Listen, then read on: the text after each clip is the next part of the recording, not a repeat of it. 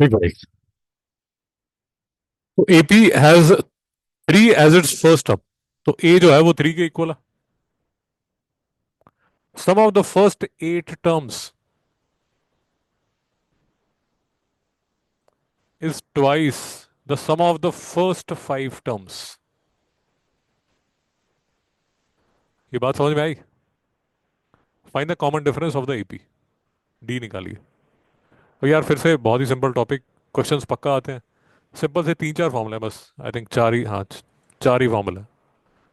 हाँ चार फॉर्मूले हैं। तो एपी का a plus n minus one into d, general term of n AP.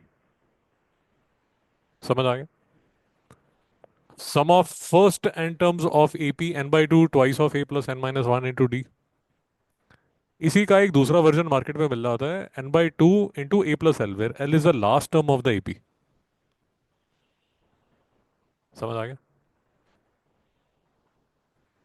GP के दो फॉर्मूले, a into r n minus one और one minus r n one minus r, या r n minus one upon r minus one. ये use, इनमें से कोई एक यूज कर लो, कोई फर्क नहीं पड़ता। आर लेस देन वन के लिए ये यूज कर लेते हैं, आर ग्रेटर देन वन के लिए ये यूज कर लेते हैं। बट आप कोई भी यूज करो कोई फर्क नहीं पड़ता, क्योंकि ऊपर का माइनस और नीचे का माइनस कैंसिल हो जाता है, तो इतने कोई प्रॉब्लम नहीं है। बस ये तीन चार फॉर्मूला है, चार फॉर्मूला है एपी और जीपी के पूरे चैप्टर में। और आसान क्वेश्चन आते हैं, कोई मुश्किल क्वेश्चन नहीं आता। वो समझ आ रहा है भाई? AP sir arithmetic progression. शायद नहीं है, देख लेंगे।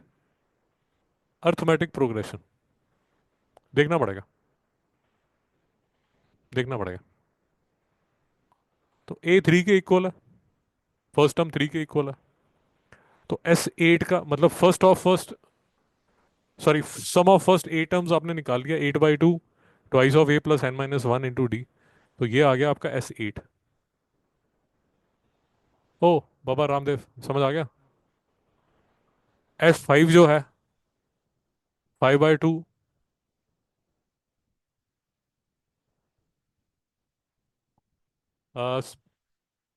यहाँ पर भाई ने क्या किया, थोड़ी चतुराई दिखाई है।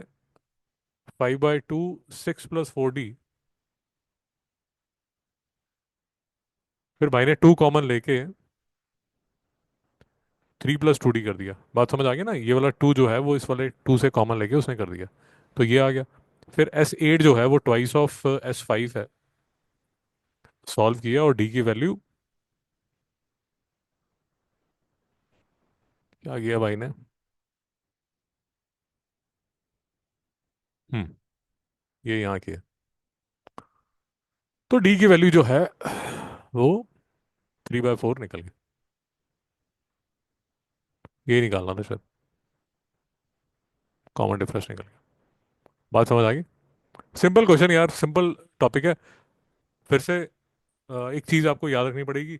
सलीना में एपीजीपी के डिफिकल्ट क्वेश्चंस हैं, उनको करने की कोशिश मत कीजिए। 10 ईयर के क्वेश्चंस निकालिए, उसमें जितने एपीजीपी के क्वेश्चंस हैं सारे कर लीजिए।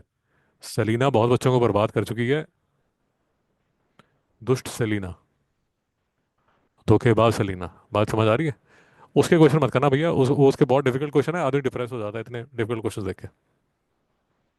तेरे मतलब की नहीं है वो, बस टीचर्स की प्रैक्टिस के लिए है। यहाँ तो कोई डाउट है?